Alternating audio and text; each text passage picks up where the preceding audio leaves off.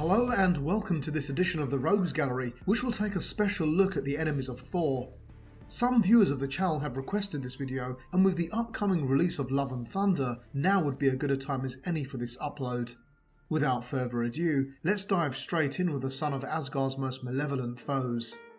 Malkith was a dark elf from Svartalfheim and belonged to the Black Bile clan, who were known as the Lords of the Wild Hunt for their use of war dogs. Years later, he was sold by his own mother to the Undertaker elves of the Southern Swamps so that she could afford food for her dogs during the 43rd Troll War. It was during this time that he was forced to work as a corpse burner until he was captured by the trolls and kept as prisoner. At this point, he met an elder prisoner who was a dark elf wizard who helped him escape. Malkith became the wizard's apprentice until he eventually surpassed and killed his master in an attempt to keep the war going.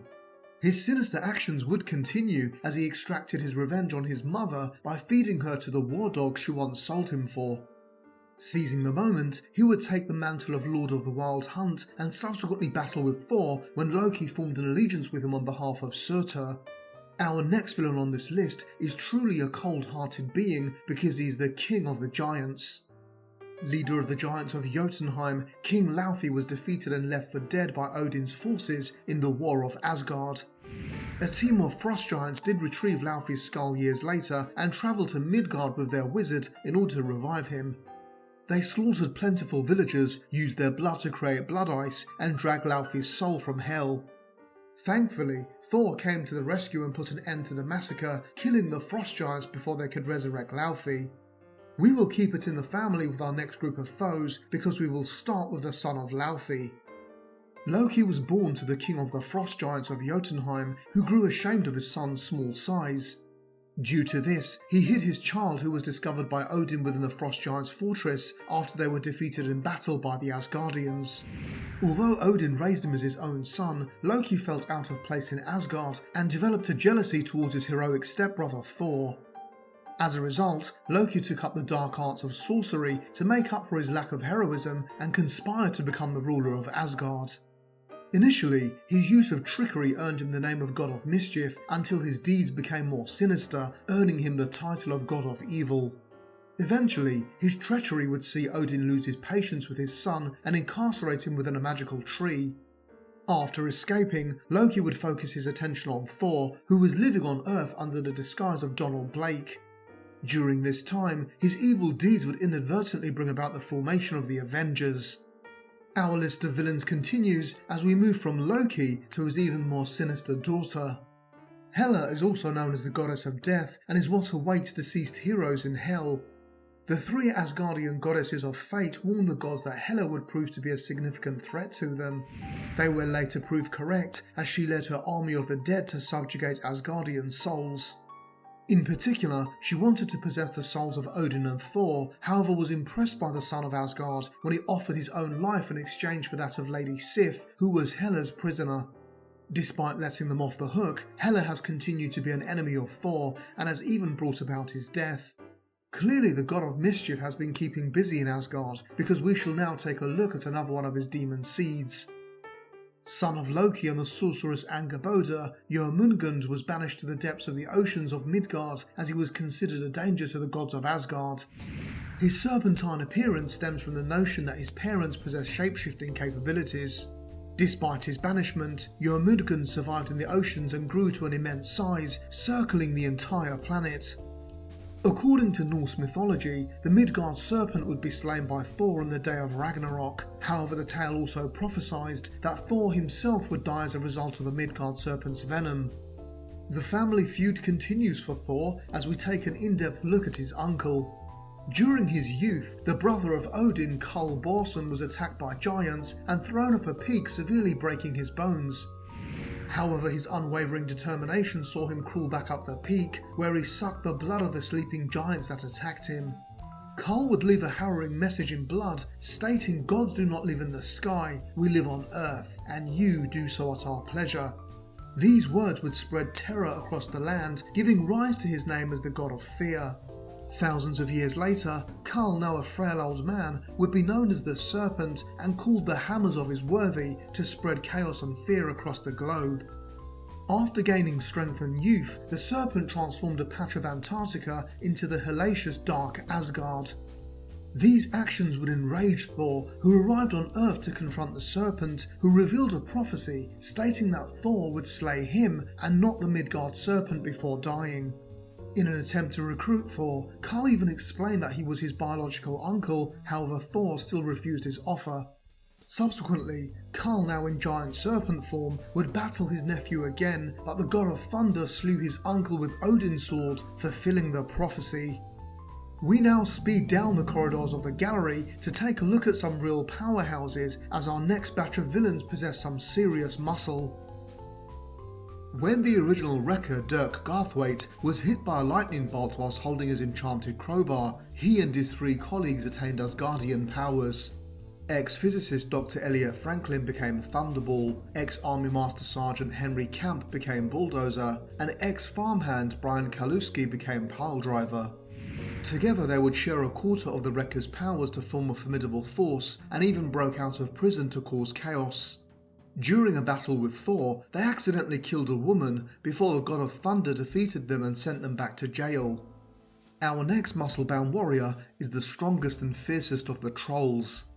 This rock troll has proven himself a worthy adversary for Thor, and he almost stole Mjolnir and trapped Thor whilst he was still in human form. Armed with his own Uru hammer, this beast led the rock trolls in their war with the gods of Asgard, where he battled Thor in an epic encounter. Although more of a henchman than a main villain, Eulek certainly deserves his place on this list. From powerful trolls to mighty elves, we transition to our next hulking villain. Originally known as Algrim the Strong, the mightiest of the Dark Elves who serve their ruler Malkith, was chosen to battle with Thor by his master. After falling into a pit of lava, Algrim managed to survive because of his strong desire for vengeance. At this point, the Beyonder decided to use Algrim to study vengeance and transformed him into the vastly more powerful Curse who pursued Thor across the 9 worlds. After discovering that his true enemy was his former master Malkith, he slew the Dark Elf Lord and satisfied his lust for vengeance. The Curse would subsequently become a sword protector of Asgard and its children, adopting the name Valgoth. You would not want to get on the bad side of our next brute in this section of the gallery, because he has a real split personality disorder. Medical researcher Dr. Calvin Szabo was fascinated by the effects of hormones on human physiology. He became obsessed with transforming himself into the monster from the classic Jekyll and Hyde novel. In order to perform such an experiment, Szabo required substantial funds and robbed his numerous employers in the medical industry. However, after scrutinising the suspicious history regarding burglaries in his places of work, Donald Blake refused to employ him. Due to this, Szabo swore vengeance on Blake. Soon after, Szabo successfully created the Hyde formula and mutated into the monstrous Mr. Hyde. However, after seeking out Blake, he would meet the Doctor's alter ego in Thor, who more than matched his strength. Completely defeated, Mr. Hyde resorted to committing robberies disguised as a god of thunder, but was beaten again for his efforts. We charge in with another shape-shifting legendary monster, but this time from Greek mythology. Dario Agger, head of Roxxon, possesses the ability to transform into the Minotaur. After the death of his family, Agger became a deadly enemy for Thor, however his avarice would frequently lead to his failings. Ironically, being strong against our next enemy may be more of a hindrance than a help because he can use your own strength against you. Loki imbued Crusher Creel with the power to absorb the physical properties of anything he touched when he wanted a pawn to battle with his brother Thor. Creel would use his ball and chain to break out of prison and battle Thor as Loki desired. However, Creel's newfound powers ensured his downfall as he exploded after trying to absorb the power of the entire planet Earth. After magically reassembling him, Loki used Creel again to assist in overthrowing Odin. However, the Absorbing Man would be banished into outer space by the King of Asgard. Over the years, the Absorbing Man has battled his enemy Thor on numerous occasions. Another villain that is made of some strong stuff is the one known as the Grey Gargoyle. After accidentally spilling an unknown contaminated potion on his hand, this young chemist attained the ability to turn any animate or inanimate object into stone by touching it with his right hand. Dr. Paul Duval would exploit his newfound powers for personal profit and became a thief under the alias of the Grey Gargoyle. Subsequently, he would seek greater challenges and try to attain the secret of immortality from Thor, but was defeated by the god of thunder. As the god of thunder, it was only natural that Thor would come into conflict with other gods and goddesses. This immortal and powerful witch from the Norse realm of Asgard is a vain and egocentric femme fatale who specialises in increasing her allure just so that she can control the minds of men. However, when Thor rejected her affections, she would cast powerful spells over him to gain his love. The Enchantress truly despised Thor's love of humanity and desired him to rule Asgard with her as king and queen. Although she has narrowly missed out on landing her man, the Enchantress continues to pursue the god of thunder. Our next deity allowed audiences to witness the outcome from a fight between a Norse god and a Greek god. This member of the Olympians was worshipped as the god of savage warfare until Zeus allowed the practice to cease. As a result, the disillusioned Ares developed a hatred that would culminate in him attempting to overthrow Olympus. Refusing to battle alongside Hercules against Pluto, Ares actually assisted Pluto instead. This would subsequently see Hercules ally himself with Thor as the pair defeated Ares, who was forced to retreat. Some of our aforementioned villains may be big, but Thor has fought bigger because we are going to take a look at some of his larger adversaries. When the Celestials arrived on Earth to make a decision on humanity's fate, the Skyfathers Odin, Zeus and Brahma felt obliged to retaliate. As a result, Odin created a magical armour that could contain vast amounts of the gods' energies in order to fight the Celestials. The king of Asgard enchanted a special metal with his magic to give it unrivaled strength. This powerful piece of Asgardian technology is known as the Destroyer, an advanced suit of armour that utilises the user's life force to seek and destroy targets. Eventually, Loki discovered the armour in the Temple of Darkness and used it against Thor.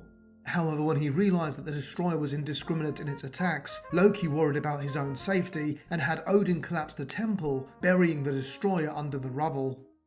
We will now move on to bigger and badder things because our next rogue is the physical embodiment of hatred itself. Mangog embodies the combined hatred of an entire race who was slaughtered by Odin and as a result only exists to destroy Asgard and the Allfather himself. This being was therefore imprisoned deep beneath Asgard until he was accidentally freed by Eulek and went on a rampage against Odin and the Norse gods. Mangog has proven to be a formidable foe as he is physically invulnerable and can only be defeated once his dependence on psychic energies are eliminated. Despite the significant threat posed by Mangog, Thor did manage to end him when he inherited the rune magic of Earth and Odin Force. With that said, Mangog did manifest again to battle Thor on several occasions. They do not get much bigger than our next villain because he is capable of destroying an entire realm. The fire giant Serta is an ancient and powerful immortal who has proven incredibly difficult for Thor to defeat. This being is native to the extra-dimensional plane of Muspelheim. He is the enemy of the Asgardian ruler Odin and was destined to be involved in Ragnarok, an event where Asgard would be destroyed and reborn in an endless cycle. He was later imprisoned within the depths of Earth, but freed by Loki before being set against the planet when Odin visited to break up the romance between Thor and Jane Foster. Ultimately, Thor used Odin's magic sword to send Serta to outer space, where he was bound against a magnetic asteroid. When it comes to size, it really is all relative in Asgard, because our next villain was mocked for only being 7'2". The son of a goddess and a storm giant, Scourge was born in the Asgardian province of Skornheim. Despite being ostracised by the storm giants for his relatively short height, the Scourge became a great warrior. Ultimately, he would turn on his father's people and slaughter hordes of them in a brutal war, giving himself the title of the Executioner. Despite this, he still proved susceptible to the Enchantress's spell and was used by the sorceress in her attempt to dominate Earth and Asgard. In time, Scourge realised that she was using him and ceased working for her. As a result, Scourge would align himself with Thor to free the mortal souls from hell. Ultimately, Scourge died an honourable death as he assisted the escape of Thor's forces. If you thought slaying giants was impressive, that is nothing compared to our next villain who slaughters gods. Gorr was born into a world of perpetual suffering, but was encouraged to keep the faith in the gods. Despite this, he lost his mother and father at an early age and had to fend for himself before subsequently losing his wife and children in an earthquake. At this moment, Gorr reached breaking point and began his journey of vengeance towards the gods. Arriving on Earth, Gorr would leave a path of destruction by slaughtering various gods across the planet, and even came close to killing Thor with his Necro Sword. This brutal and vicious individual is one of Thor's darkest villains, and earned the moniker of God Butcher for torturing gods across the past, present and future.